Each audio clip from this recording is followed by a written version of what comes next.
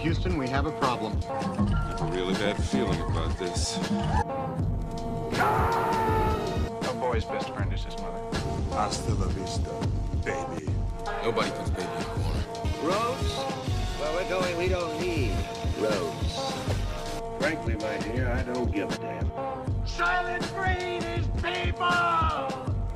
Yo, Adrian! I did it! Let's put a smile on that face. I gotta warn you, Clark. They don't play the same games here as they do at the regular casinos. Royale too.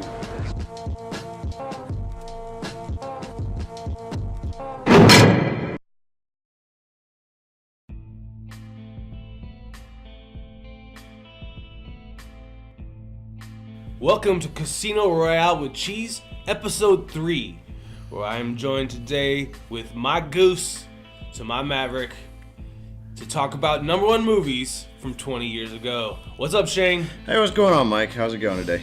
It was another day talking about another good movie. Yeah, I hear you. We're both kind of tired, so hopefully you guys will offer some allowances for that. We were up late last night. Yeah, way later than we should have. Yeah. So, Mike, what are we watching? You picked it out last week.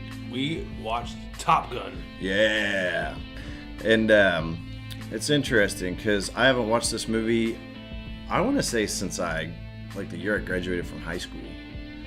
I'd seen it lots of times starting at junior high school and leading up to that point, but it's probably been a good 15 years since I've seen this movie. The movie came out in 1986. Yeah. I'd have been about an 8-year-old boy, probably 9 by the time it hit VHS. Right. I had to have watched it, without exaggeration, 50 times. Yeah. From the ages of 9 to 12. Mm-hmm. Somewhere in there. I watched this movie on repeat, on a regular. I know I was super excited about it, but then after that, I kind of went on hiatus and didn't really watch it since I was a teenager, until we just watched it a couple nights ago. Right. And that's kind of the thing, because the story, well, it's not necessarily, I wouldn't say great. It's definitely entertaining, and I my dad back in the day, because what we would do is rent something, and we'd have his camcorder and VCR or whatever, and so we would just dub it off onto another tape, and so yeah, I watch this thing constantly. It's called piracy. Yeah, it is, and it's illegal if you're showing it to a crowd for money, but I think it's still illegal though, even back then. My dad, of course, being a religious fellow, edited out the whole scene where him and Charlie are doing the thing, Oh god. Even though it doesn't show anything, all you see is blue light, really. But yeah, it's all right. So, it's all right. For me, when watching this movie again a couple nights ago, I realized pretty quickly it's gonna be really difficult for me to talk about this movie in the chronological order like we've been doing with the other movies. And for me, the reason why is that there's just a lot of points in there where there's not really a whole lot to talk about. There's not. I mean, you can analyze the action scenes, but to describe an action scene like you see in this movie doesn't really do it any justice, No. That's it. But and another thing I remember from when the movie first came out was the soundtrack. Kenny Loggins pretty much wrote the entirety of the soundtrack, minus I think the actual Top Gun theme song. Right. He pretty much did everything else. There was the Take My Breath Away track. Right. That wasn't Kenny Loggins. But other than that, it's pretty much all Kenny Loggins. Highlighted by Danger Zone. Right. And Playing with the Boys. Right. We'll go into that later. Yeah, we'll talk about that when we get there. But I remember those songs being kind of ingrained on me. So funny enough, Mike, it had been so long since I saw this movie. I actually forgot about Take My Breath Away being in this. Insanely, because you have to think, since I've seen this movie last, Jessica Simpson has done her cover of the song, and I've heard it 1,000 times, but I'd forgotten completely about it, that there is even a theme for them falling in love, Maverick and Charlie. Yes. Yeah, but that's all right. You want to talk about this thing? Yeah. What we're gonna do? Well, first off, it's directed by Tony Scott. Tony Scott, I think he's the younger brother, or was the younger brother of Ridley Scott. He actually committed suicide back in 2012. Probably watched this movie 20 years after it came out and realized. Right. For better or for worse, I'm not gonna get to that same level.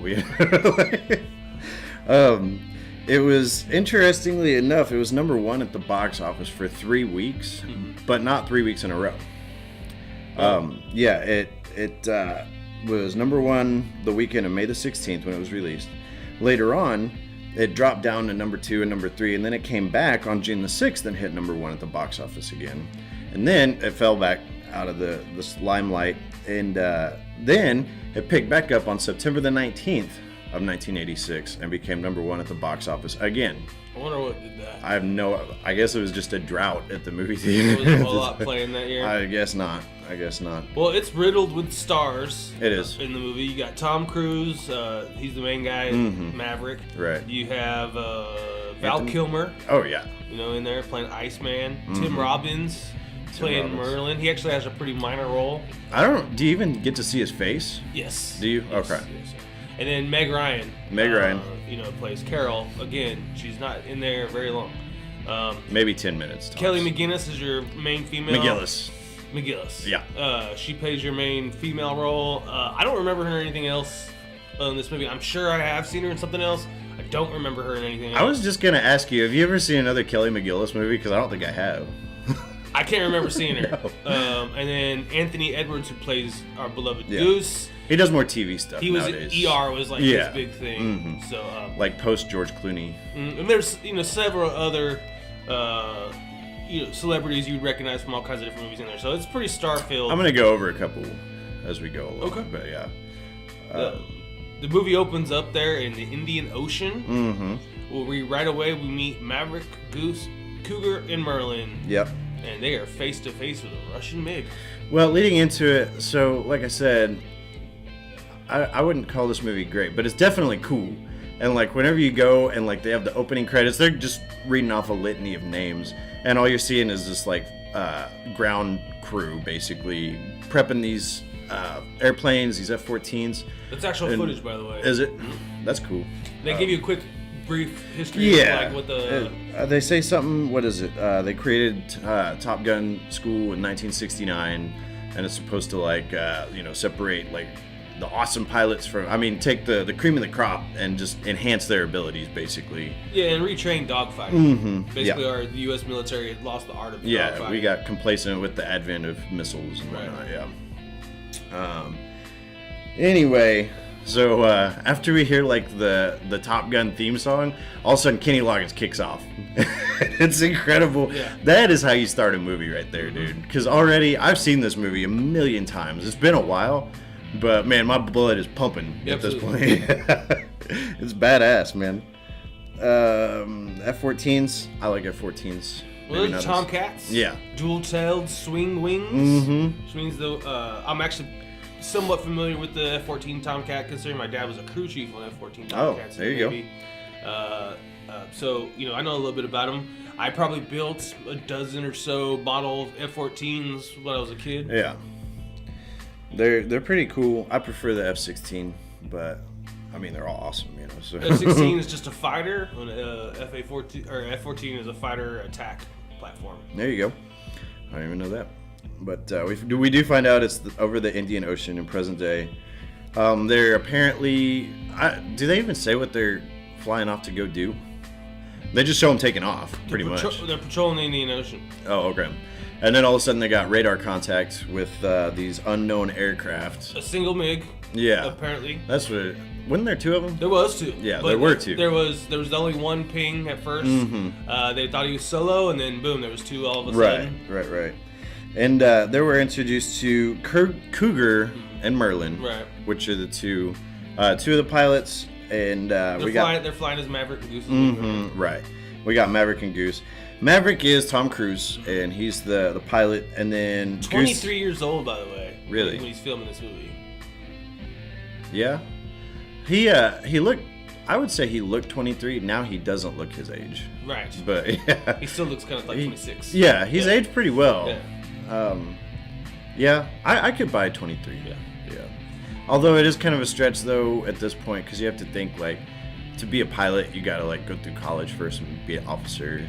And then flight school. Right, and then flight school. Yeah. Do some time, I'm sure, eating a shit burger in some office somewhere. So like 23, realistically being a pilot, I don't think is... Especially the top in the Navy. Right. Oh wow, you got what, like 6 months of experience? That's great. Yeah. Good job. First employment. And that's if you're a fast mover in the military. Yeah. Anyway, Goose is. I had to look this up because I was like, is he co-pilot? I don't know. Apparently, he's an RIO, a radio intercept officer. Otherwise known as a Rio. Yeah. I didn't know that either. Yeah, he's a backseat driver. That's why I don't like the F-14 as much, because I don't want this idiot back there telling me what to do. I'd rather do my thing. Well, that guy's covering your ass. You know. I'll cover my own ass. You mind your business. He's monitoring all your systems. Yeah. He's navigation, communication. Right. He does a lot. He does. I still want him to shut up and do his thing. Well, the F-14 is not the only aircraft that has a two-seater. That is true. F-18 is the same way. F-18 is. You're right. There's a couple other out there. Right. Anyway, we find out that they're MiGs. Yep. These Russian aircraft. Soviets. MiGs. Yes. The motherland. Yeah. They got the sick ass fucking. Never see a single pilot's face. Nah, because they got their dope sunglasses. Mm-hmm. None of the American dudes put their sunglasses on. No, they don't. They don't. And then we get to see the captain of the ship that they're launching from, the Maverick and Goose and all those guys, and it's actually played by James Tolkien, otherwise known as Principal Strickland from Back to the Future. Yes. I was excited about seeing him, man. Yes. Yeah, slacker.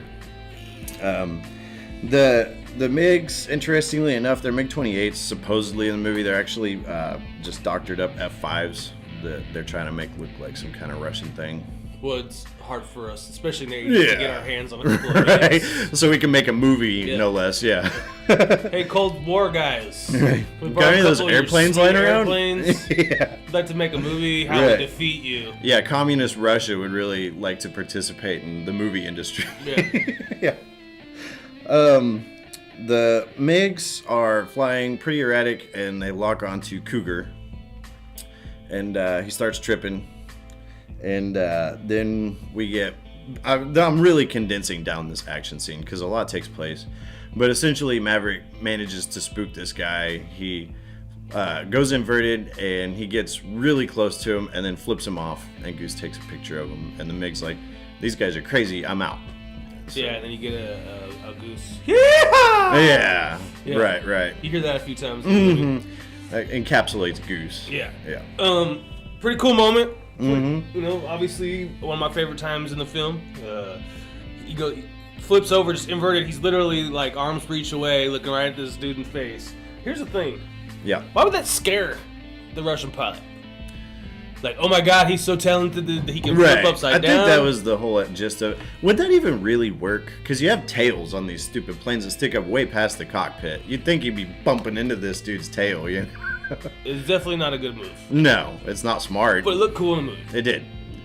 And it's kind of iconic at this point. Yeah.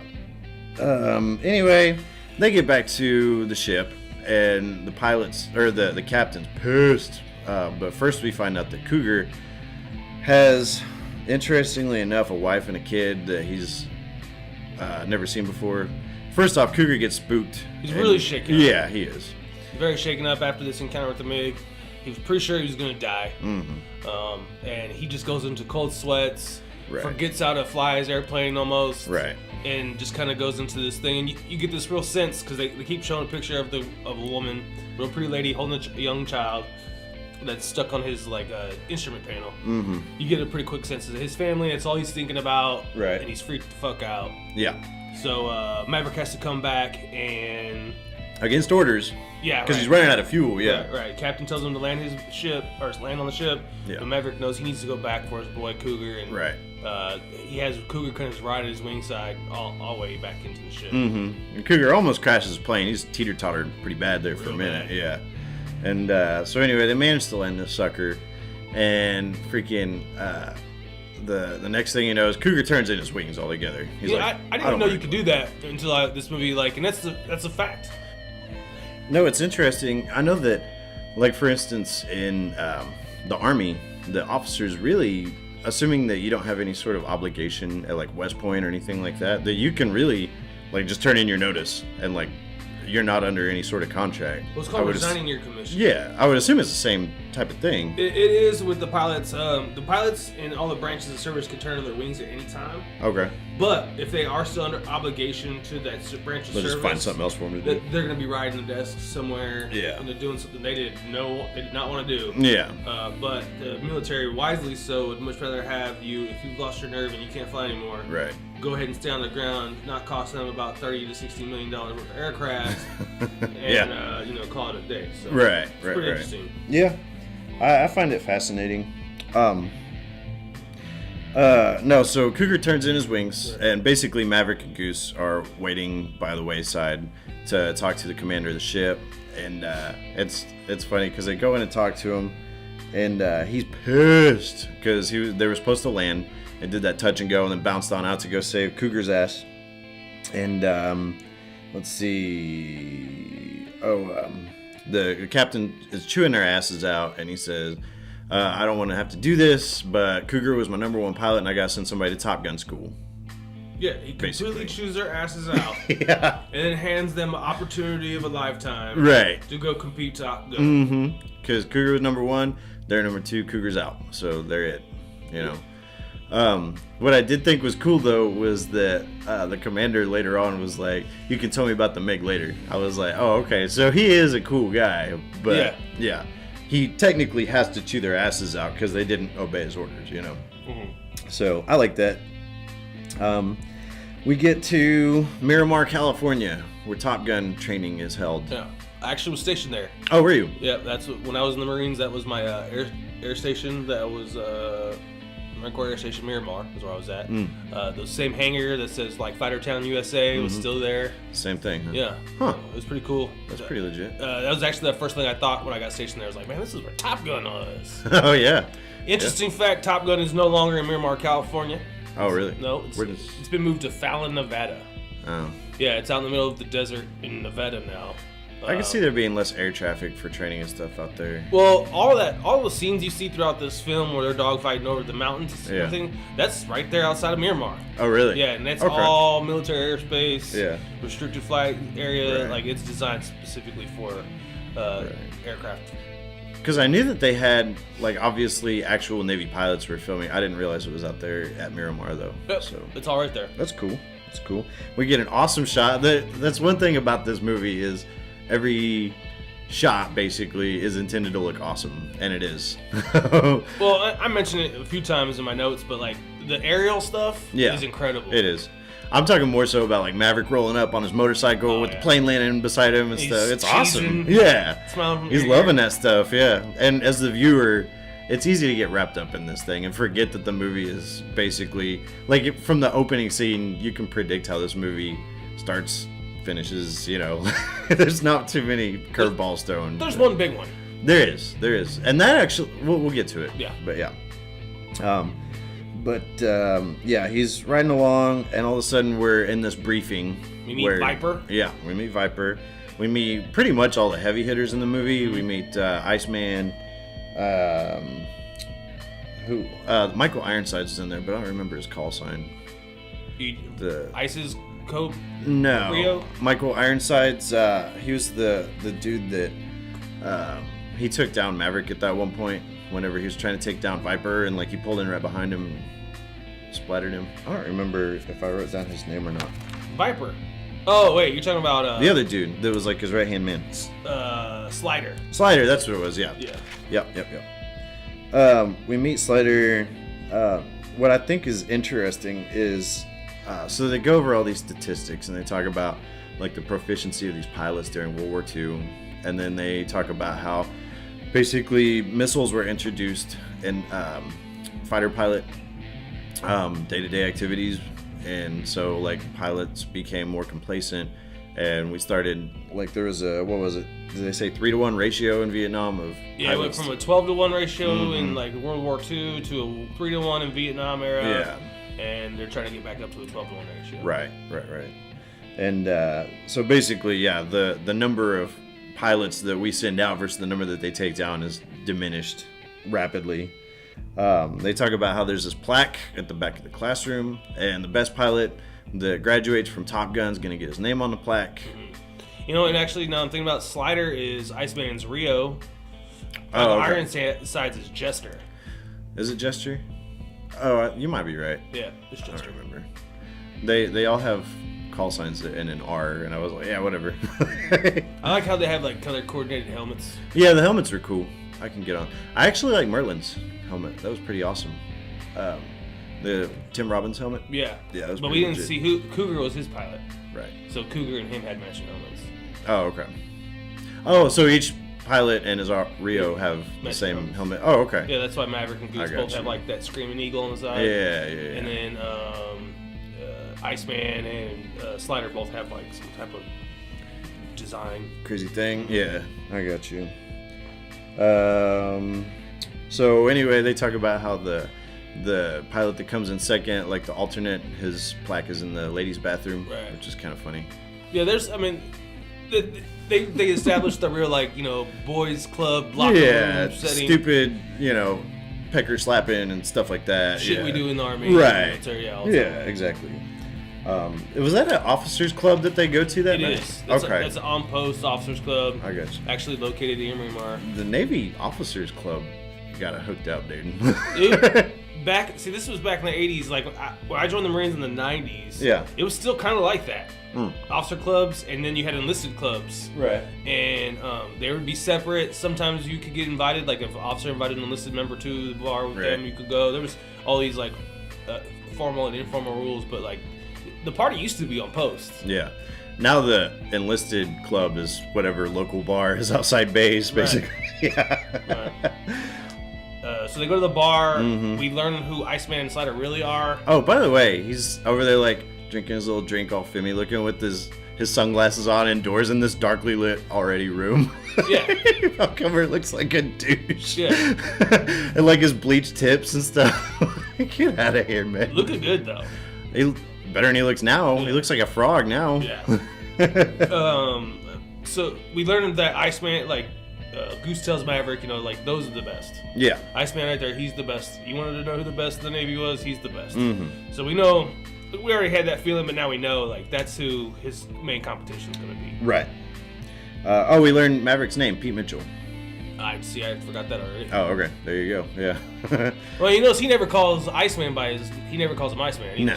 calls There- him Kaziski or whatever his name is. Right. Some Polak name. Right. Even Kuznansky or Yeah. some crazy, something ending in an I. Even with Viper, like later on in the movie, he goes to Viper's house, and even his wife calls Maverick by his call sign. Like Right. there's really not a whole lot of name dropping in this thing, Yeah, they stick to call signs pretty closely. Yeah.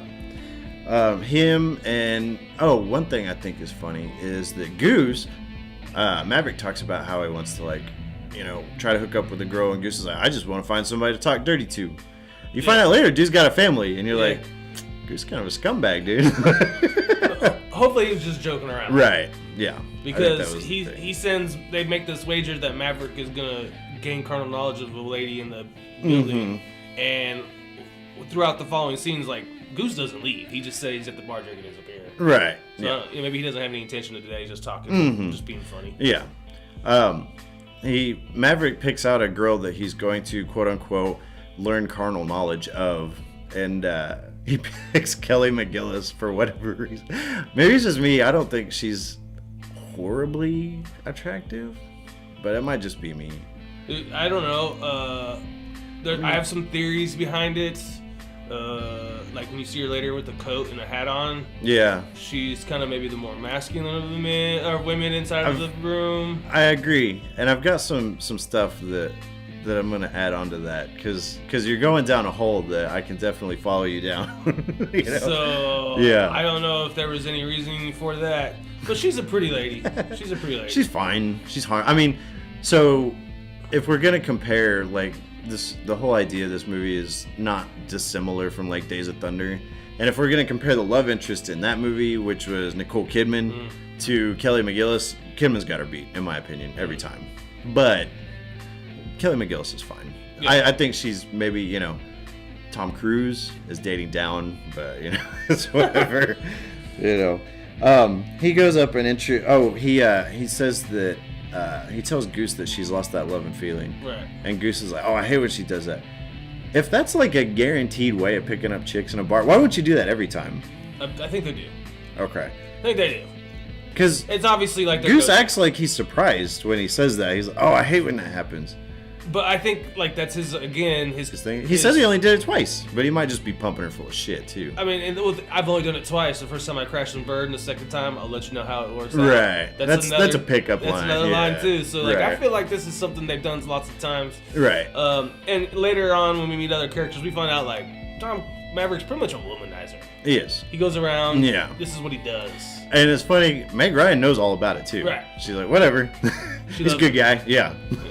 So, you know, they do the iconic "She's Lost That Loving Feeling" scene. Mm-hmm. Righteous Brothers. Yeah, I thought what was pretty cheesy and great about the scene was it started off as a Goose Maverick thing. It's obviously something they worked on. Right. But immediately after that, the entire officer club Everybody's in on it. Is in on it. Yeah. And she was even Kelly McGillis was even smart enough to say like to have a seat. Right. Yeah. That was worth having. A seat. Yeah. Exactly. Yeah. It's crazy, dude. So she says that her name is Charlie, and she wants him to have a seat. And one thing I noticed is that stupid Tom Cruise tooth. Have you seen that before? His big tooth? Yeah, the one right in the middle of his mouth. That's all I can look at whenever he smiles, this stupid tooth sticking out. My wife says he's learned how to smile better since this movie. You think so? Yeah, when we watched it a couple nights ago, she was like, man, his teeth are huge. He's learned to like hide half of those things when he smiles now. Outside of Mission Impossible, I really don't watch that many of his movies, I want to say. But there was a time period in my childhood where I swear to God, my career path was completely determined by what movie Tom Cruise has just did. Yeah. Top Gun. No, I mean, I've seen a bunch of his movies. Top Gun, I wanted to be a fighter pilot. Yeah. Days of Thunder, I wanted to race cars. I mean, current movies. Cocktails, I wanted to be a bartender. Right. I achieved that one, by the way. One for me. I mean, there's lots of movies. Right. Careers Color Money, want to be a card shark. Yeah, Risky Business. Right. He's Wanted just to be a fun, pimp. Fun guy. I don't know what he's doing. No, I mean like movies that, because if you think about it, like if you're watching this eons from now, looking back, just to put things into context, like he just came out with that Mummy movie, which we talked about last night. You said that you saw. I didn't watch it. He did that most recent Jack Reacher movie not long ago. I didn't even watch it. Yep. I didn't bother. I mean, it doesn't seem like I watch all that much crap that he puts out. He was like in The nowadays. Last Samurai. Yeah, but that was a while back though. That was like 2000. What was that movie where like he's a soldier and every time he dies he has to start Oh over? yeah, they renamed it. It was oh man, what was that? It's called Live, Die, Repeat, and is now what they want to call it. All but right. it's Edge of Tomorrow. Yeah, really good. That was a good movie. Really good movie. Where the movie, damn it, where the like spaceships come down and like attack planet Earth and he's like running with his kids. Oh, War of the Worlds. Yeah, War of the Worlds. Yeah. But see, this is like War of the Worlds. I want to say came out in like 2005, 2006. I don't know, but I'm just saying he's had a steady diet. He has, and it's not to say that he doesn't put out any good movies, because like that, I was feeling the same way when I watched The Edge of Tomorrow and was completely surprised because it is a really on point movie. Really good movie. Yeah. But I will say though that I think that this is more natural acting from him. Like nowadays, when you go and watch a Tom Cruise movie, he just does this funny facial twitching stuff. Like here, it's almost like he wanted to prove that he was a good actor. And nowadays, he's like, I know I'm a good actor, and so like he just does random stuff that I'm like, I don't know how you would direct this guy to do this, but whatever, man. Jerry Maguire. Jerry Maguire. I was thinking of like Mission Impossible 3 when he's getting married and he's just like fidgeting the whole time while the preacher's talking. I was like, this is weird, man. Well, I'm pretty sure he's like producer on a lot of those films. Yeah. And Tom Cruise has earned carte blanche at this point. Like he could pretty much do whatever the hell he wants. That's true. And as long as nobody's getting hurt, like he's still gonna sell a blockbuster movie. Yeah. And it's no big deal. Well, once again, Mummy didn't, make any big waves, but yeah, it's whatever. So anyway, so it worked. Yeah, it worked. It worked. She says that he's a bad singer. Mm-hmm. She's like, don't quit your day job. Mm-hmm. Or she asked him if he's a good pilot. And he's like, cool, because now you got something to fall back on. Because your singing's crap. Yeah. Their whole conversation they had was extremely cheesy. It was. There was no depth or anything. It was basically like, hey, I sang this song because I plan on fucking you. Right. And she was like, you don't get to fuck me that easy. Right. That's it. But it's kind of like a symptom of this whole movie. Like, the whole movie is superficial and kind of cheesy, but cool, you know? I mean, they fly fighter jets. Yeah. That's all. Anyway, so she basically tells him to piss off. One thing I noticed is it looks like in every scene, everybody is sweaty constantly. Like, there's always a glisten on, even whenever he's wearing his white uniform. Like in the officers club, I'm like, what is the thermostat on in here? Like, fucking 98 degrees? Like, There's are you kidding nice me? Little sheen. Yeah. She goes to the pisser and he follows her in there, and they get to talking again, and they make a deal where basically, she basically is allowing him to tell Goose that they had sex.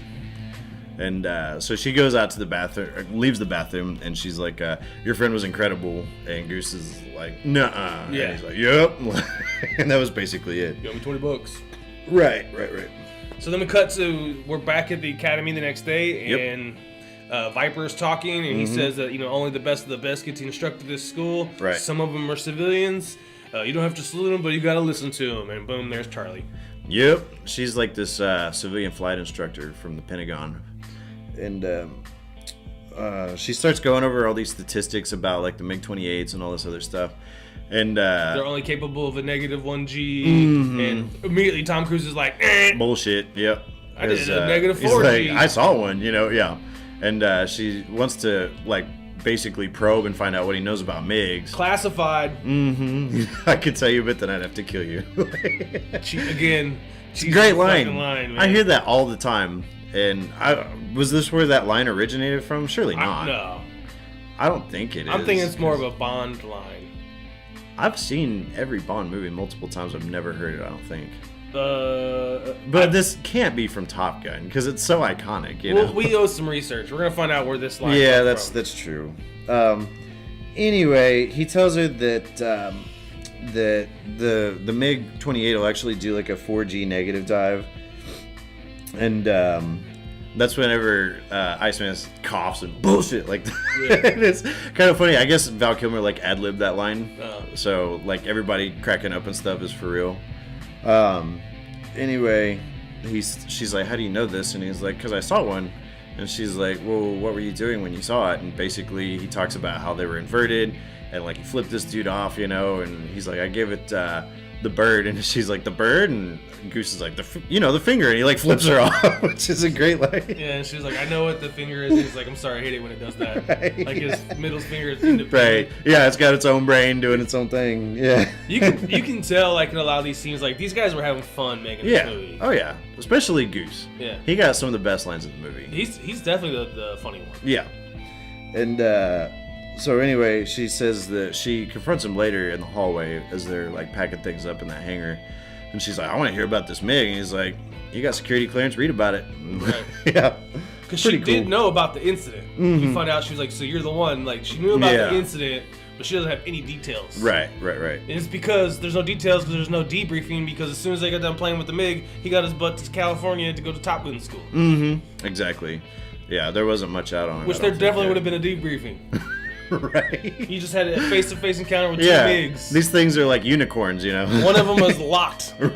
to one of our aircraft, and we didn't do a debrief on this shit. Right.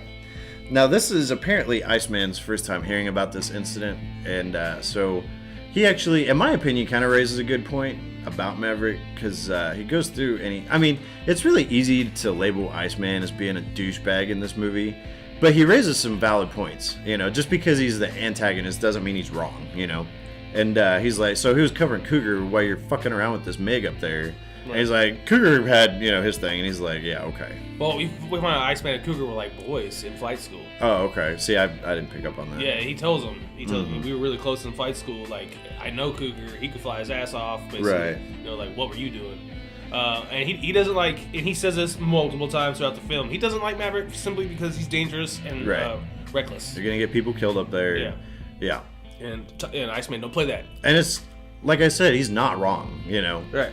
And anyway, they go into their first combat simulation. All I wrote down was outstanding aerial shots. Me too. I mean, it really is, I think, as a young boy, what drove the movie for me was those, cut shots of jet fighter fight going against jet Yeah. fighter. It was really, really cool. These are better shots than you'll see in like documentaries about airplanes and stuff. Like it's cool stuff, you know. Like you can fast forward the rest of the movie and just when you see airplanes flying, just watch that part really, because that's the impetus of the film. Yeah, they get into a dogfight with Jester. Mm-hmm. They break their first rule. Yeah, they go below the hard line. Hard deck. Hard deck. There you go, 10,000 foot hard deck. Yep. But they get the kill, but it doesn't Right. count. Right, because they broke the rules. And then they buzz the tower. Yeah. The flyby buzzes the tower, and of course the guy running the tower who denied the flyby Right. spills his coffee all over him. It's great because he's talking to Viper, and you see this poor guy carrying this coffee on like this tray, and then like the dude gets super pissed and walks out of the office and runs into this guy and spills more coffee on himself. And he says again. Oh yeah. But while he's walking out of the office, he's yelling, "I want butts! Yeah. I want some butts!" And then he walks into the guy with the tray of coffee and then goes, "Again!" Sailors don't say butts like ever. So this is pure Hollywood right here. I want some butts! I want some asses. Yeah. Anyway, they went below the hard deck. Basically they get their asses chewed out, and you can tell that the Viper actually thinks that Maverick has potential, but he's kind of like this diamond in the rough dude, you know, where he's got some excavating needing done. And then I guess they're down in the shower room, which everybody needs a shower since they're constantly sweating. Well, they're in that room a lot. Yeah, they are. There's a lot of half naked dudes. A lot of small Once towels. again, yeah, we're going down this rabbit hole here, but yeah, there's a lot of scantily clad dudes. A lot of small towels. Some of them are still wearing their aviators. They are. They can't put on clothes, but they got their stupid glasses on. I mean, we get it, guys. You're fucking pilots. You wear aviators. Right. We get it. Why don't you put your pants on, and then we can worry about the sunglasses. Yeah. Maverick and Iceman had like a little exchange about being dangerous. Right. And the entire locker room is in their towels, just kind of like yeah. watching. Right. Ooh, They are. This is good. Yep. This is good stuff. Which I will say, once again, Val Kilmer, I don't know what happened recently, but back in the 80s, dude was pretty built. He was looking pretty good. All those back dudes then. were shredded. Yeah, they were. I think Anthony Edwards, that's kind of a stretch. Well, I think he's kind of goofy. there's all a around, reason why Goose don't take his shirt off in the volleyball. but... Right. Yeah. He's the only one wearing his shirt playing volleyball. And that's actually the Goose and Maverick talk real quick, and Maverick says like, "I'll do better." Yeah, he goes to his room that night, and Goose is like, I was hoping to be like number one coming out of the school. He's like, I don't even know if we're gonna graduate because you keep fucking around. Right. And he's like, I got your back. You know, I'll make sure that we get this thing. I got a family, Maverick. Yeah. But you can still go back to being a pilot, though. even Right. if I they don't think you lose your wings if you don't graduate Yeah. from Top Gun school. That is kind of so. Whenever you go to like the non-commissioned officer school, if you're on the enlisted side in like the Army, is it true that you can actually they will chapter you out if you don't pass that school? Well, if you don't pass the school, you're gonna get a negative. Yeah. It's called 1059. Most people don't know what that is, but it's just a form. It's a report of how you performed at that academy. Right. So if you get a negative one because you failed your tests or you couldn't pass your PT test, whatever like that, it's pretty much a career ender. Yeah, they'll bar you your re-enlistment, from my understanding. Depends on your rank. Yeah. At the point, you're probably not going to see the next rank though. Yeah. And then you get into retention control and You stuff just like that. So basically cock block yeah, yourself. and Top Gun maybe very well. Man, if you did something stupid enough, you could probably lose everything at Top Gun. Yeah, if you're out there acting like a fool, then Yeah. yeah. And I think that's what basically Goose is trying to keep him from going down, because they haven't screwed up past the point of no return at this time, you know. But like he's like, dude, you need to take this seriously, you Right. know. We came out here to be badass. Yeah. Anyway, what is it? Oh, the they show the whenever he goes to that scene. I wrote down the Navy housing. It's so much better than what like enlisted dudes in the Army get. It's crap, but You talking about where they're like right on the beach? yeah, the That ain't- beach. It's not real. Well, I mean, according to this movie, it is. It's not real. Miramar's not even on the beach. Oh, okay. Well, fair enough. I don't know anything about Miramar. I've been there. You're the one done that's that. stationed there. We see Charlie's house later too, and that house is not cheap. No. You wouldn't think so, no. Yeah. Oh, she says she doesn't date students, and then she proceeds to give them the address. But I think it's just so that she can put on a front in front of the other students in the class. You know, you just skipped the beach volleyball scene. No, that's later. No. Yeah, it is. Because this is the first time. Is it? Oh, I think you might be right. I am right. No, because she gives him that note, and then they go out and play volleyball, and then he leaves so that he can go to her house. Oh, right. Yeah. Right, okay. But no, you're right though.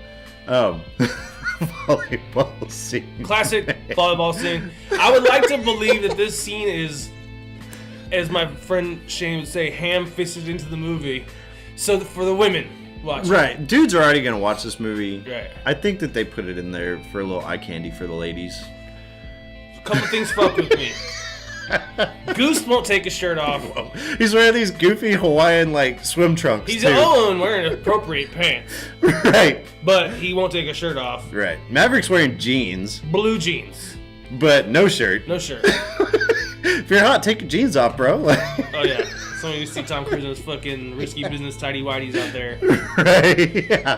That could make the scene way worse, you know. Iceman is wearing like yoga pants or something. Something. And then I think one of them was wearing like PT shorts, maybe. And Slider's wearing like sweats. Yeah, that's what it is. Yeah. But like the funny thing is like, old dude, the Rio for Iceman, is that who Slider is? Yeah. He's like flexing and stuff. Right? Just the sun's glistening and you're like, oh my gosh, dude, what is going on? Plus, there's this whole thing like with the army about like, you know, there's certain activities of maybe a homoerotic nature that maybe the Navy participates in. And so, like, this isn't helping anything. You know? Like, when you watch this volleyball thing. You know, my memories of it, because, you know, the jokes about the movie have been there's this homoerotic film. Yeah. And there's all this subverted, like, homosexuality throughout the film. And actually, after watching this, man, it's just dudes playing volleyball. It is. But if you want to read stuff into something. They're not, like, groping each other's body parts or anything. Like, you don't even see, like, attaboys, yeah, you know. They're not even slapping on each other. They're the only, like, male contact there is like one of them throws the arm around the other guy's neck. Was like, "Come on, we got this." We can do this. And like Goose gives Maverick a high five, Yeah. which is gonna happen in volleyball. So Yeah, I mean, I love a good high five. So. Right. So it was cheesy and sweaty and sandy and all that good stuff. It was, but it's 80s. Yeah, it's pure 80s oozing, you know. And they had another Kenny Loggins song playing over the thing. Mm-hmm. Then we get to one thing I thought was funny that I skipped over was whenever Charlie gives him that slip of paper with the address on it. Like Slider's talking to Maverick and he's talking about crashing and burning or whatever, and he goes up to Slider. He's like, "Slider, you stink." Like that's all he says. That's so great, man. I want to use that in an argument. And Slider sniffs himself. Yeah, he does. Like, do I stink? Yeah. Dude, you're fucking like, supposed to be one of the top like pilot guys in the country. Right. You're worried and about you BO. fall for it. Yeah. You stink, Slider. Right. Anyway, he goes over to Charlie's house. Yeah. He leaves in the right in the middle of the volleyball game. Well, they played like 2 matches. Yeah. They needed a third to They split. wanted to do a third match. Yeah. And Tom Cruise like, fuck off. Yeah. I'm out of here. With no explanation. But I would too. You know? Yeah. Yeah, you got a girl. But you gotta tell your boy. Well, that's true. You gotta tell That's like Goose. his best friend, like his brother, basically. You gotta tell Goose like, come on, get this thing on the I'm side. trying to get it in, yo. Come on, bro. Come on.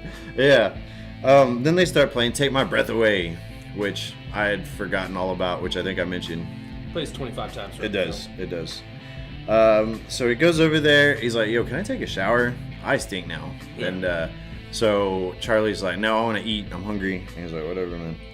And so I guess they eat and they're just yammering away. Really, it's what they discuss really isn't all that important. I couldn't even tell you at this point what it was. Oh, we find out about his mom after dinner. And his dad too. And his dad, yeah. Dad disappeared while he was flying. He flew F-4s, yeah, and apparently the Pentagon has said that it was a pilot error, that basically he just went missing and nobody really knows what happened, but obviously he's not around. So he never showed back up. They can only assume that he's dead, or like there's maybe a Gilligan's Island thing going on, you know.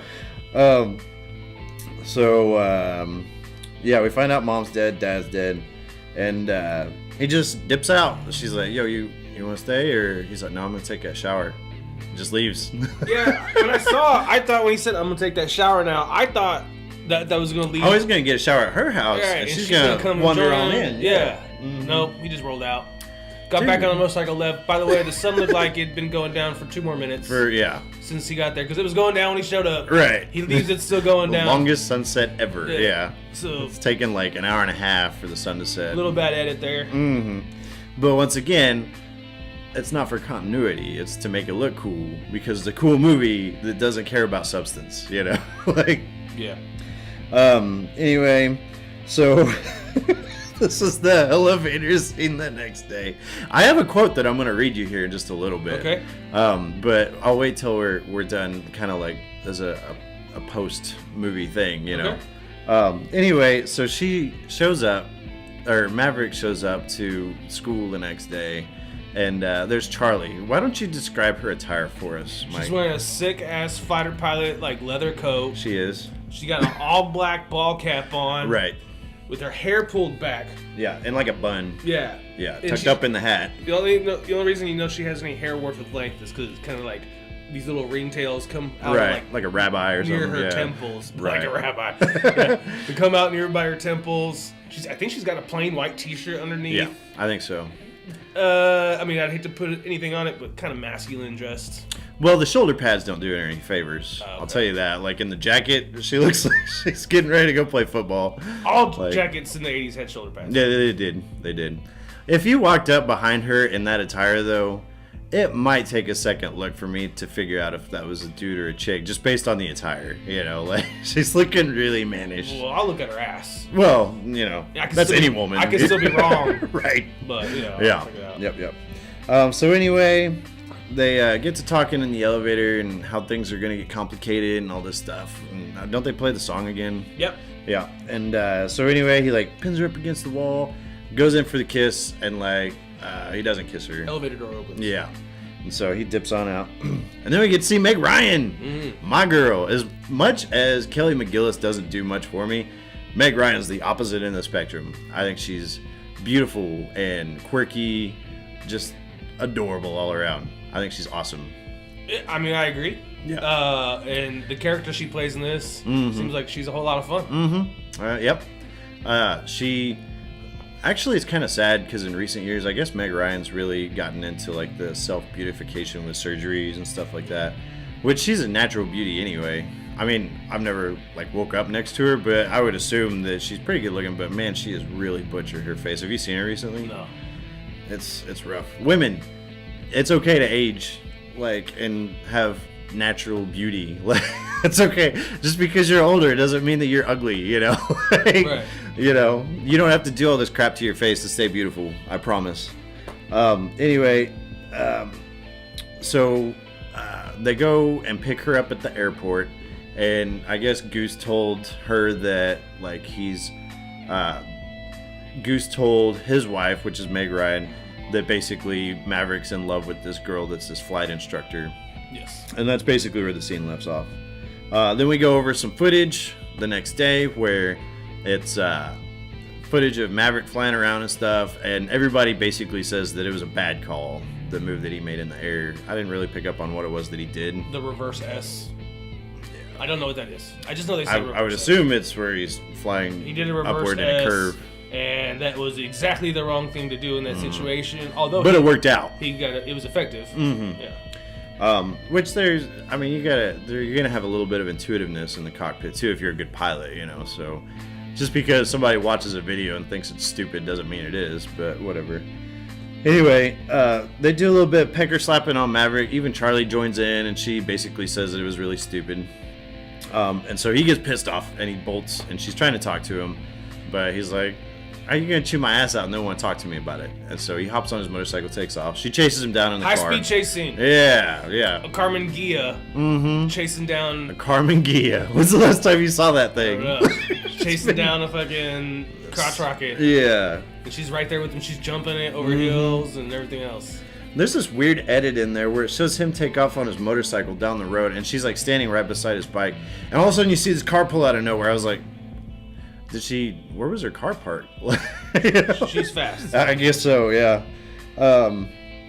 So she chases him down, and she's like, I can't show favoritism because people are gonna start talking. She goes, but yeah, it might not have been the move I would have made, but it was a really good move that you did in the air. But I have to basically say, if something, on paper is wrong.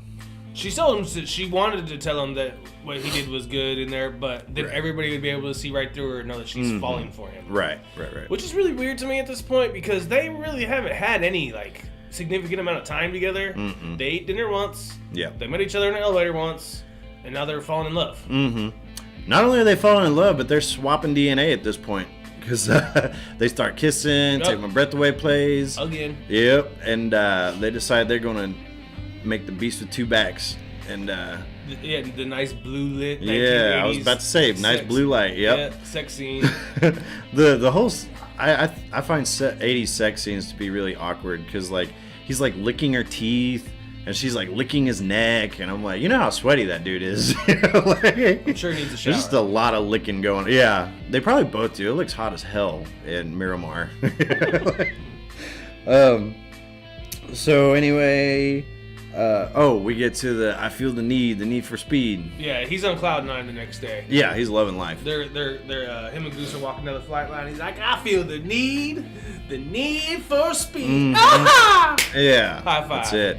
Classic scene. Yeah. Yeah.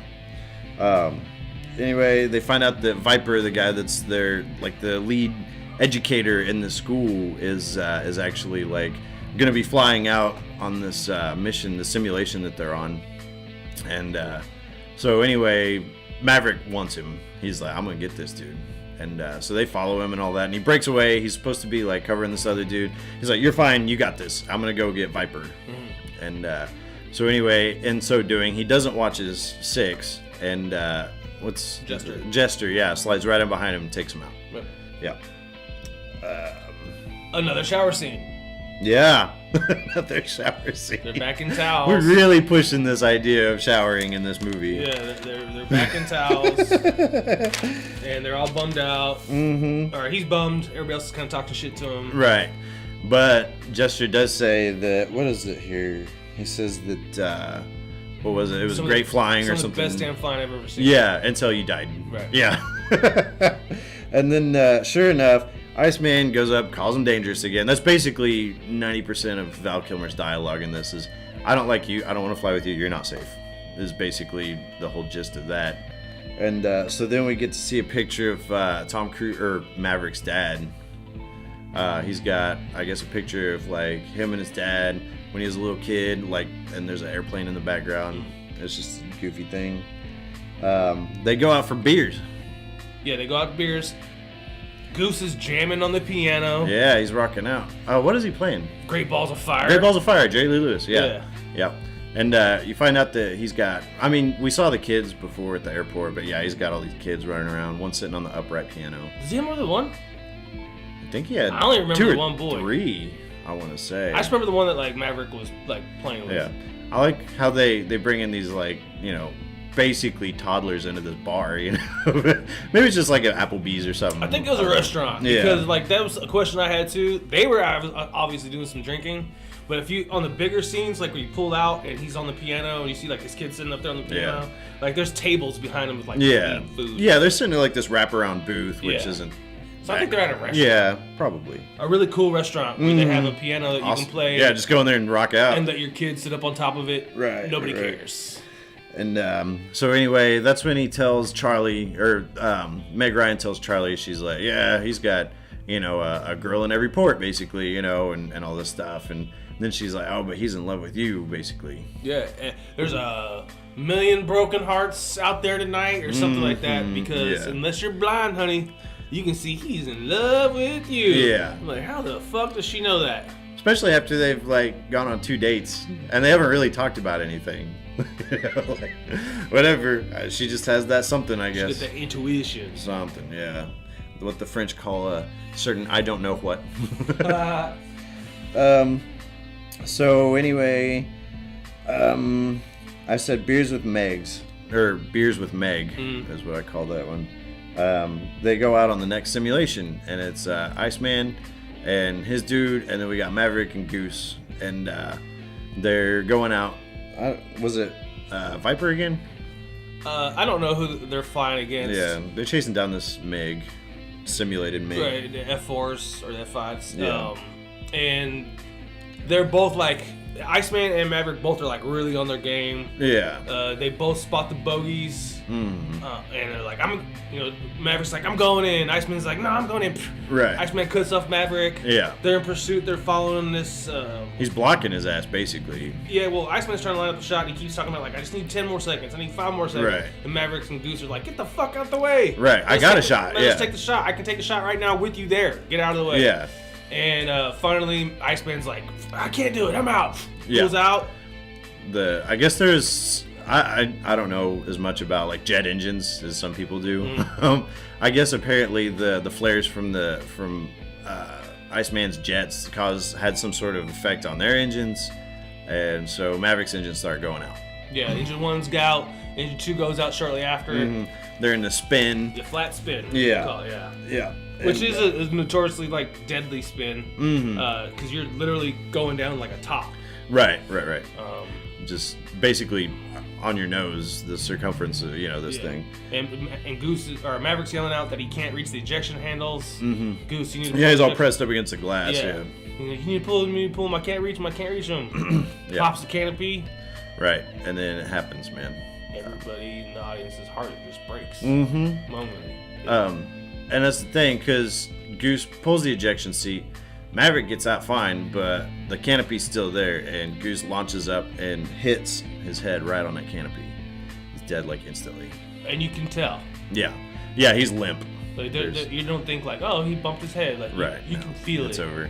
Watching the movie night before last night, 2 nights ago, my wife was like, oh no. Yeah. She felt it again. That's kind of the twist that we were talking about earlier. Yeah. This is the big twist of the film. Big twist. And I guess nowadays that's kind of tropey, but back then there's really no foreshadowing showing that this is going to happen. Like sometimes in a movie you've got this character, I can't wait till I got, a wife and kids, or I'm only 2 days till I retire from the force, but it's nothing like this in this movie. He just met his family, and he's a fun guy, and everything's going great. A majority of the funny lines, and he feels passionately. He doesn't do anything wrong necessarily in that scene. Just a good dude. Yeah, and he eats it, and it sucks because Goose is a good guy. Yeah, it hurts, Goose. Who takes it the worst is Maverick, of course, because now he's like, man, my dad screwed up and he's dead, and now I screwed up and Goose is dead. He takes full responsibility for the death of Goose. Right. Goes on trial. Yeah. Oh yeah, they have that investigating committee or whatever. Oh, by the way, they go to that stupid like a hospital. That thing looked like crap, dude. Hospital. Yeah, there's this hospital there when Viper goes and talks to him, and he's like, oh, it tells him it's not his fault. But man, that thing looked rough, dude. It had like a screen door on it and stuff. It's Miramar. You don't have a better hospital than that. This isn't MASH, Miramar doesn't have a hospital on it. They would have went down to the naval base down in 32nd Street near downtown. I was actually born in the Navy base that covers that area. Really? Yeah, Balboa Naval Hospital. Fascinating. I didn't know any of this about you until now. Well, my dad was in the Navy. Right. So I grew up in the Navy town. And right. Did all that stuff. Anyway, so they do the tribunal. They find. Yeah. Viper says you gotta let him go. Put it out of your mind. Oh yeah. I thought that was a little cold. It was kind of cold. Goose just died. He died like 10 minutes ago. Yeah, and you're already telling him let that shit go, bro. More people died than that. Don't let it hold you back. It's not the last time you're gonna see a homie die. I've had like in the military situations where there was somebody that passed away, and it wasn't even necessarily training or like combat related. Right. And they went through and did like this whole like grieving deal where there was this funeral ceremony that they had. At least a week or two. Stuff, yeah. There wasn't anybody being like, and I didn't even know the guy that well, but everybody's like, hey, if you need somebody to talk to, and I was like, in this, he's like, yo, get over it. How you gonna do that? But yeah, no, he goes and he collects all of Goose's crap and he brings it to Meg Ryan. Mm-hmm. Yeah, and she's like, man, he really loved flying with you, and if it was you that died instead of him, he would still do it, but he would hate it. And yeah, she's like crazy doing well. She's crying. Mm-hmm. She's obviously sad, but she's not even mad at Maverick. Yeah. Even though he's the dude who's responsible for flying the airplane. Technically, yeah. She's not even mad at him. She just hugs him and says that Goose loved flying with you, and he would do it even if you were gone. Right. So anyway, they have a board of inquiry. They said that it really didn't have anything to do with Maverick's flying at all. And so freaking Viper's like, yeah, we need to send him up and see how he's holding up, like mentally, if he's still gonna be able to cut it. Like right away. Yeah. Probably not a good idea, but whatever. That's Hollywood.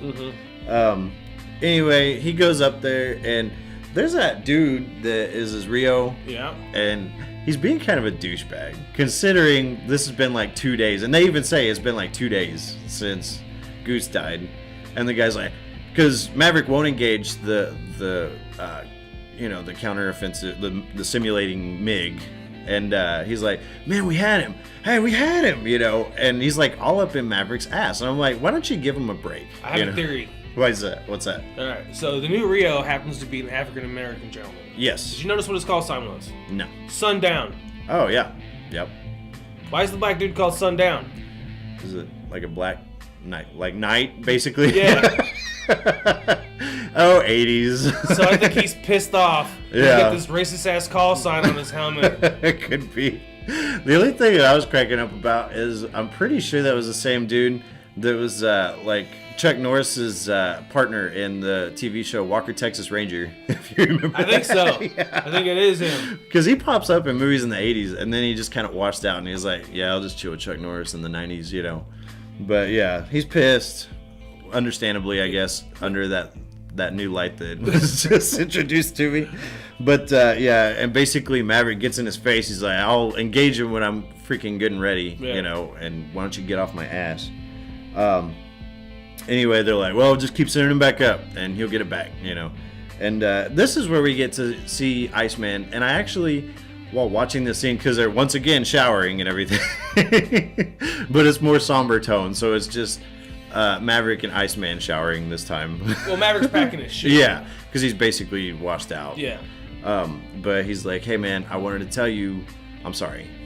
And I'm sorry about Goose. He's a good guy. He's a good, Rio, whatever. Everybody liked him. Yeah.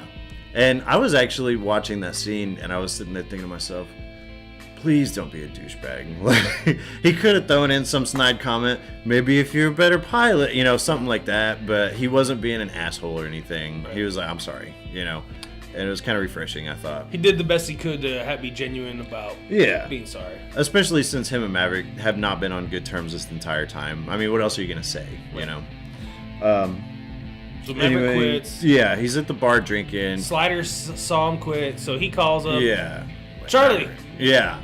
Oh, is that who he called? Yeah. Oh, okay. How else did she know that Maverick was at the bar? Right. I didn't realize that it was Charlie. Yeah, I just figured she showed up. But this big secret love affair apparently that they were having, they had to keep. Everybody's in on it. Everybody knows.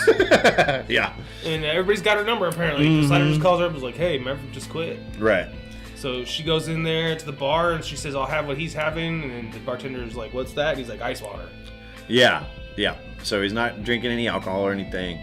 And she's like, hey, you're a good pilot. You got to stay in and all that. And he basically tells her to fuck off. And so I thought it was kind of poignant, actually, whenever she's like, all right, fine, I'm out. She, like, when she's leaving the bar, she's like, so long, Pete Mitchell. Like, she doesn't call him Maverick that time. Yeah. Because he's not a pilot anymore, Yeah, she was sad that he was going to leave without saying goodbye. She got a new job in D.C., and she said she planned on saying goodbye to him before she left. Mm-hmm. But yeah, so you're right. That's a good point. She calls him Pete Mitchell. He's not a pilot anymore. Mm-hmm. He goes by Viper's place. Yeah. On his way. His wife's like, oh, hey, Maverick. Yeah. Kind of weird. Everybody knows him. Like, yeah. He's a member of the family. Right. He goes by Viper's place and just happens to notice this 8x10 of his dad and Viper on the wall. Yeah. So they flew together. Right. And he had no idea the whole time. Right. Viper didn't tell him. And that's when Viper tells us the story about, I was there the day we were on the wrong side of a line. Right. Your dad saved 3 of us before he bit the dust, basically. Yeah. But your dad's a hero. Right. But I guess apparently, like, because he was over enemy lines or something like that, there was somewhere he wasn't supposed to be. Yeah, they couldn't go into that kind of detail, and they basically just pawned it off as if it was his fault. He screwed up. Right. Whenever they were telling the family and everything. And so he tells Maverick, he says, I don't want you to do anything you don't want to do. He's like, but you still have enough points to graduate from the school. Show up, graduate. Yeah. Or quit. You already put in the work, you know. He's like, but once again, you know you better than I know you. So if you feel like you can do it, then do it. But if not, then don't, you know. And so anyway, they cut to the graduation. Everybody's in their whites. By the way, how many uniforms does the Navy have? A ton. They have the tans. They have the dress blues. They call those khakis. Yeah. Yeah. They have the dress blues. Yeah. The darker ones. Yeah. That they were at the sailor hat, where they got like the black crap that goes down their back a little Cracker bit. Jacks. Yeah. They have black and whites. Yeah, they got the whites, which I think the whites look classier, but that would be murder if you like go to eat dinner in your whites. I'll just get a sandwich. I'm good. They have the white suits that you see them wearing at Right. graduation. Right. They have a ton of uniforms. They used to be dungarees, but I think they've kind of gone into those blue camo pattern. That's gone now too. Oh, is it? They're rolling into the Marine Corps pattern now. Oh, really?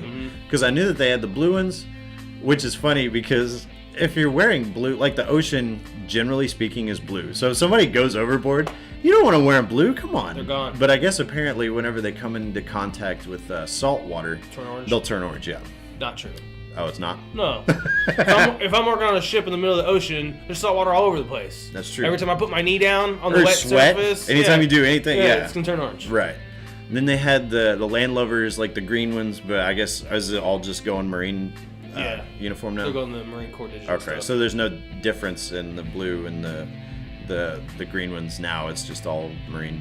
Yeah. Marine pattern. Okay, fair enough. Those are better looking anyway. They do have a lot of uniforms. Yeah. We see that Slider and Iceman won Top Yeah, Gun. they got their name on the plaque. Yep. Deservedly so. Yep, he got the most points. It's fair. And so anyway, Maverick shows up after the graduation, and I guess he still graduated, even though he wasn't there. But Yeah. it's, they still are handing out orders like he was. So Everybody pats him on the shoulder. He walks up to Iceman and shakes his hand. And yeah, congratulates him. right. And then immediately after they shake hands, Viper, listen up. Right. We have a crisis situation. You're going. Here's Yep. your orders. Handing out cards. Yep. And so now Iceman and Maverick are actually stationed on the same boat with Principal Strickland. Yeah, and Viper says hey, when you'll get your Rio when you get to the ship. If not, give me a call. I'll fly with you, which is cool. Yeah. Yeah. I like that because basically he was showing that he still had confidence in Maverick's abilities. He respected him. Yeah. And so anyway, what is it? Oh, we get to 24 hours later.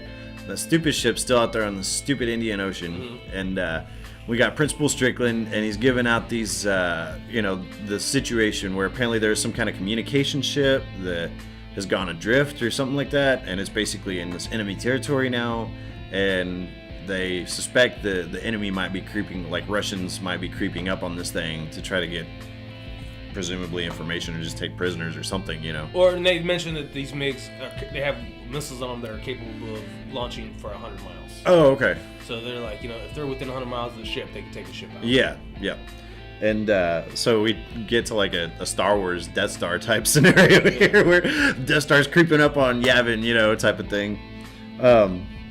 Anyway, so they're like, you guys gotta get out there. And so anyway, Iceman actually brings it up to Principal Strickland. He's like, hey man, he said, are you sure Maverick's good to fly out there? And he's like, he's fine. I promise you he's okay. And I think it's interesting because you could look at that one of two ways. You could be like, oh, Iceman's being a douchebag again. But if he's your wingman, you're going to want to make sure that he's like good to fly. If you have any concerns, you're going to address them before you go out there, So we find out in the mission brief too that he's actually going to be the emergency guy. Yeah. So he's not going out on the initial second flight. string, yeah. He's basically. he's the backup quarterback basically. We find out who his Right. Rio is. His Rio is Merlin. Yep. Who was Cougars. Tim Robbins, pre-Shawshank. Yeah. Yeah. And he But was yeah, he Cougars, Cougars Rio, guy. Yeah. Rio at the beginning of the film. So they bring him back. Right. Um, He's got Goose's dog tags for whatever reason. I don't think that you could do that. You gotta leave a dog tag to be buried with the body, don't you? But I took it. Remember when he went and collected all the stuff up? Yeah. He Why didn't grabbed his dog tag. Why didn't Goose have his dog tag with him? Oh, when he got blown up? Yeah. Maybe he had multiples. That's possible. Well, I've had multiples. I have several pairs, so yeah. You know, he got a hold of some. Yeah. But for him, it was he's sitting there rubbing on the dog tags. Yeah, it's a sentimentality thing, whatever. Anyway, so one of the ships gets blown out of the sky. Airplanes? Yeah. Okay, so one they're of on the the mission. F-14. Yeah. They're on the mission. Right. And Maverick's still sitting back on the deck. There's 5 MiGs out there. Mm-hmm. They first they think there's 2, then all of a sudden there's 4, now there's 5. Right. And then Hollywood gets smoked. Hollywood gets blown down. Yep. Yeah. So that's when they activate Maverick. Mm-hmm. He takes off, flies up there, and disengages. Yeah, he does. And that's the thing. So like, Iceman is in trouble or whatever. Maverick has an opportunity where he could pursue these MiGs, but he's like, no, I got to cover my guy, you know. And so it's a contrast to the start of the film, where early on we see where, like, whenever he goes to try to take out Viper in like one of the first combat simulations, he's like, you're fine, I'm gonna go after Viper. And now he's like, no, I gotta watch Iceman, you know. And so there's a contrast. It shows a little bit of character growth, which is nice. Well, he actually disengages and like starts to head back to the ship. Yeah. And like everybody's freaking the fuck out. Right. And then I don't know what happened. Maybe Iceman said something. Right. But all of a sudden Tom Cruise was like, I got this. Right. Slaps the stick back over, re-engages. Everybody's ecstatic and excited again. Yeah. Oh, in the meantime, I guess I didn't understand why they said they couldn't launch another plane for 10 minutes from the ship. I don't know. I don't get what that is. I'm sure it's just for dramatic effect in the movie. Yeah. They just didn't want to add nothing. Right. Anyway, Maverick loses one of his engines, doesn't he? Or it starts to flare out and then he starts back up or He goes whatever. through jet wash again. Yeah. Exact same thing that happened with Goose. Right. Except for this time, he's no problem. Right. Corrects it up. Now he's back to good to go. Yeah. And so yeah, he picks back up. Of course, Merlin's ecstatic about this because it could have been the same situation as before. Yeah. Awesome dogfight after that. Yeah, it's really good stuff. Maverick takes one of them out, and then Merlin wants to roll out again. Maverick's like, I gotta cover Iceman, like I was talking about before.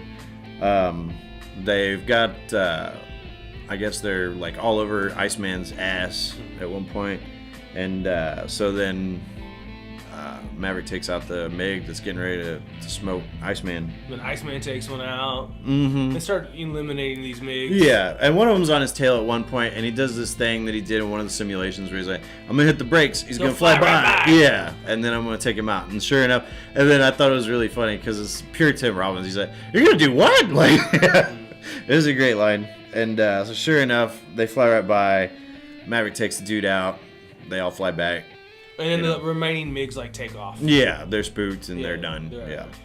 And in the meantime, they're keeping track because they've got these MiGs on the radar, and they're like, yo, these guys are getting close, homie. Like, they'll be at 125 miles and then 112 miles. And so you got, Principal Strickland's like, dude, this isn't good at all. If they drop below, then we're done. They get past that 100 mark, yeah. They're pretty worried. Right. And so anyway, they head back to the ship. And Maverick requests another flyby.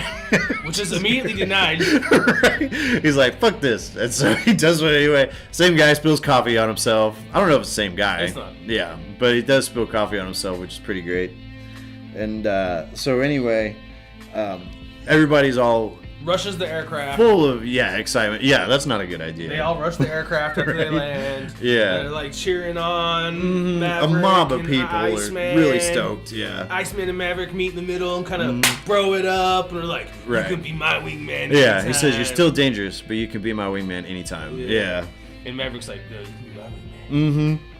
And then we have what I call the burial at sea, where kind of like he takes Goose's dog tags and afterward, like, chucks him in the ocean, like, he doesn't have to worry about that ghost haunting him anymore, is kind of what I perceive. He's letting him go. Yeah, like Viper getting said. over it, yeah. Took longer than he anticipated, but that's fine. And then he goes down to the locker room, and they're like, hey, you got your choice of duty stations now. That's the way the military works, by the way. You go on one successful mission, and now you can do anything you want to do. Whatever you want to do. And he's like, oh, I want to go be a flight instructor, a Top Gun. That would not happen. No, because we found out at the beginning that the ones who won are invited to have the opportunity to come back and train. Right. Well, having your choice of duty stations and having your choice of jobs are two very different things. Just because you can like go chill in like Virginia doesn't mean that you can go be on the space shuttle. Like, you know, like that's not a thing. Like you can maybe talk to like your leadership and be like, hey, I want to try to work up to maybe at some point trying to train people at Top Gun school, but it's not like that's where I want to go and do that. Well, that's what he gets. Yeah, he does. You just go right back to Miramar, Mm-hmm. which, by the way, folks, it's in San Diego. It's really close to La Jolla, which is a beautiful part of San Diego. Okay. Miramar is probably one of the prettiest duty stations we have in our country.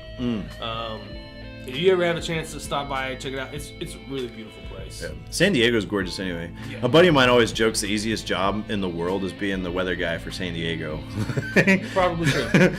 It's probably not going to rain. It's going to be beautiful outside. Probably gonna be pretty awesome out there. Have a great day. Yeah. And then Charlie comes back to Maverick. Yes. And she first plugs the jukebox and plays "You Lost That Love and Feeling." Oh, that's right. Yeah. Call back. Right. And so anyway, they get to talking, and he says, well, this is going to be complicated. And they kind of like chin wag at each other for a little bit. And that's basically what the movie ends on. Cutscene. Yep. And it is cool because we get to see the actors, the ensemble of the cast, and they show their call signs at the end, which is kind of a nice little touch. Yeah. Little bookend. I like it. I do. So here's, okay.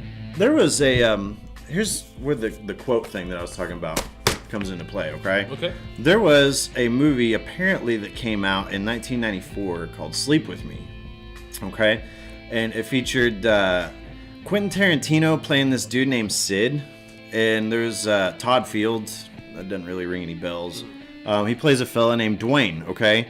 Now this movie has like a 5.7 on IMDb, and so I'm probably not going to watch it. I've never seen it before, but I did find this quote interesting, and I'm going to edit it because it's typical Tarantino, verbiage and whatnot, but I do find this funny. So Sid, first off, says, "You want subversion on a massive level. You know what one of the greatest scripts ever written in the history of Hollywood is? Top Gun." And Dwayne says, "Oh, come on." He said, "Top Gun's great." And he said, "What is Top Gun? You think it's a story about a bunch of fighter pilots?" And Dwayne says, "It's about a bunch of guys waving their dicks around."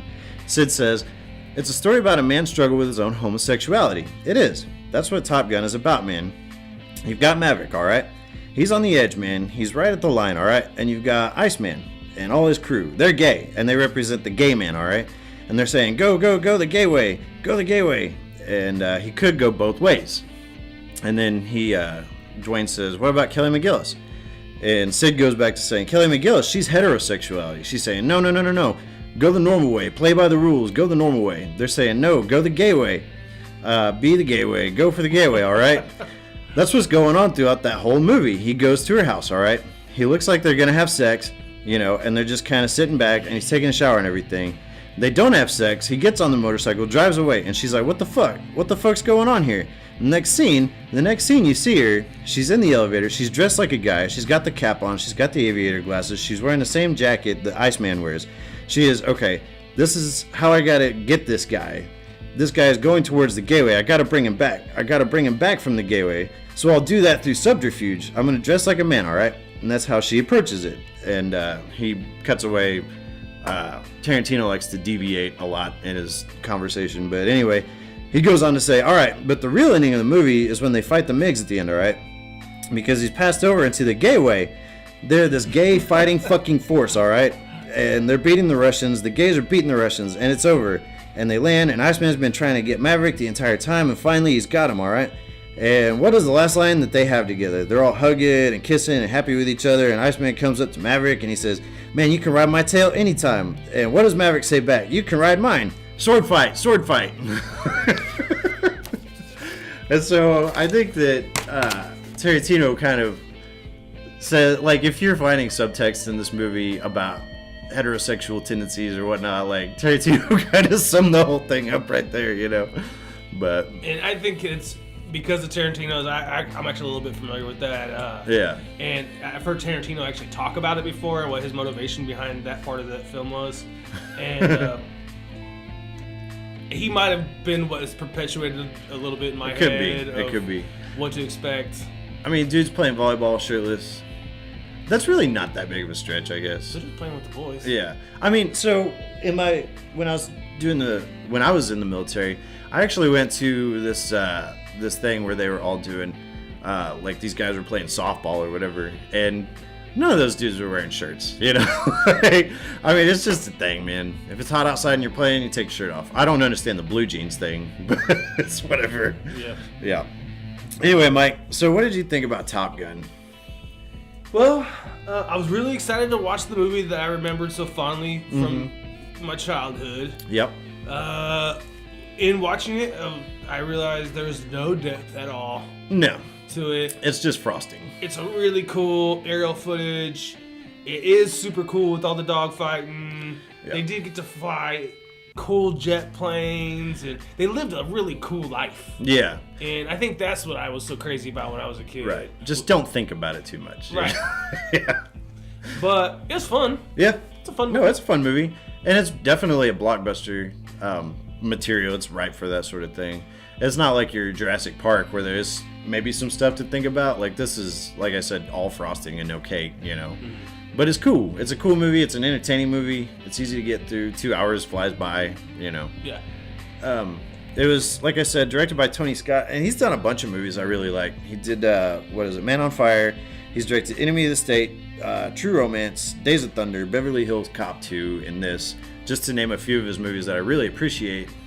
And I was actually surprised because it was produced by Jerry Bruckheimer, and I'm not like a huge fan of his, although I know that you are because he's done like Armageddon, which I don't like, but you think is a great movie. He did Con Air, be that as it may, whatever. Gone in 60 Seconds. I went through this whole phase in high school where I was like, man, all these stupid action movies that Jerry Bruckheimer's putting out are just garbage, whatever. But I've actually grown an appreciation for Gone in 60 Seconds. I like it. Yeah. Coyote Ugly, Eh. Pearl Harbor, not a fan. Yeah. Kangaroo Jack. Let's say what? Right? But that's just to name a few. He's done a bunch of other stuff, but for a long time I was adamantly against like watching a Bruckheimer movie, but seeing his name in the credits, I was like, I mean, this is kind of his shtick, but it's good, you know, so that's whatever. What do you think box office wise? Because it was on a budget of, what did I say here? It was made on a budget of $15 million, and You can rent Navy jet fighters for $15 million. That's what I was thinking, dude. Like, awesome. it doesn't look like a $15 million, especially when you think about Days of Thunder was a $60 million movie. Ooh. And I'm like, where did all the money go for that? Because they did airplane stuff in this, you know? But it made $356,830,601 worldwide, which is really impressive. Yeah. I mean, there's some big returns on that. What do you think? I mean, should it have made all that, or? Yeah, it was a fun movie. And Yeah. you gotta think, like, it's 86. Right. You know, this is the Cold War. Yeah. It's still pretty prominent in our country at the time. It's if you don't look at any of the story, you just look at what it is on screen. You know, it's American fighters fighting against Russian fighters. Pretty good stuff. Yeah. I agree. And in the 80s, because there was the whole conjecture of movies at that time was, we just want to have a good time. You know? Really great soundtrack. Yeah. Oh, yeah. The soundtrack could sell the movie by itself. It could be a really crappy movie, and people would go watch it because... I still love that song, Danger Zone. Oh, yeah. Still yeah. love it. I would say that I agree to a point. I think that, like, if this movie was released today and it hadn't been released in 86, that it would probably do that well or better money-wise. I will say that I was actually really surprised that this movie was not number one at the box office consecutively during its original run at all, which surprised the hell out of me. But, you know, it's whatever. Actually, it kind of says something about the kind of, like, the age that we live in, because we've done 3 weeks of movies now, and 2 of them have been re-released in 3D, this being one of them. So, but... I think it was number one movie of 1986. It was, yeah. Yeah. But, no, it was a good movie. I mean, it. it's kind of dumb, but it's entertaining. Fun. Yeah. I guess they're doing a sequel in 2019. Where Tom Cruise is going to be the instructor, right? I guess. I've heard about this forever. Yeah, they've been talking about it. I was like, is it drones or what's going on? But F-22s. oh, there you go. What is that? The Raptor? Yeah, that's a good one. But yeah, good movie. I liked it. Yep. It's dumb but fun. Fun movie. Anyway, so I've got a treat for you, Mike. Oh, God. So here's the deal. I don't know if you noticed. Do you know what the name of the ship that was that they were on? The Maverick was stationed on. I didn't notice. You didn't? It was on Principal Strickland's hat. I didn't notice. It was the USS Enterprise. I thought you were gonna say that. Yeah. God damn it. So I'm gonna use that as a little segue. I'm gonna say this: they can't all be winners, because next week we're watching Star Trek V: The Final Frontier, released in 1989. Oh no. Oh yeah. You realize we made it to episode 4 before you had to pull out a Star Trek movie? Man, I mean, I gotta do it sometime, because Titanic was only so popular for so long. We have all the way till April. Well, there's a lot of Star Trek movies we can watch between now and then. Oh, God. Man, I can't wait. You're in for a treat with this one. It's good. Well, I can honestly say I don't think I've ever seen it.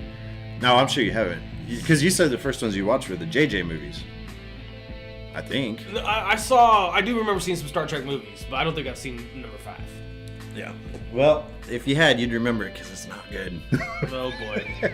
I really enjoy it. I find it entertaining, but it's not a good movie. So tune in next week, folks, when we talk about a real shit movie. Y'all are in for a treat next week. That's pretty much all I got, Mike. That's all I got, brother. All right. It's been fun. Well, thanks again, everybody, for tuning in.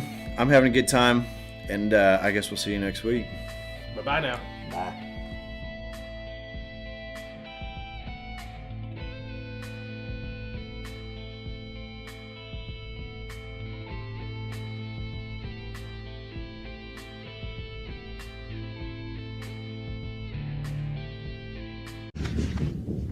I'll be back.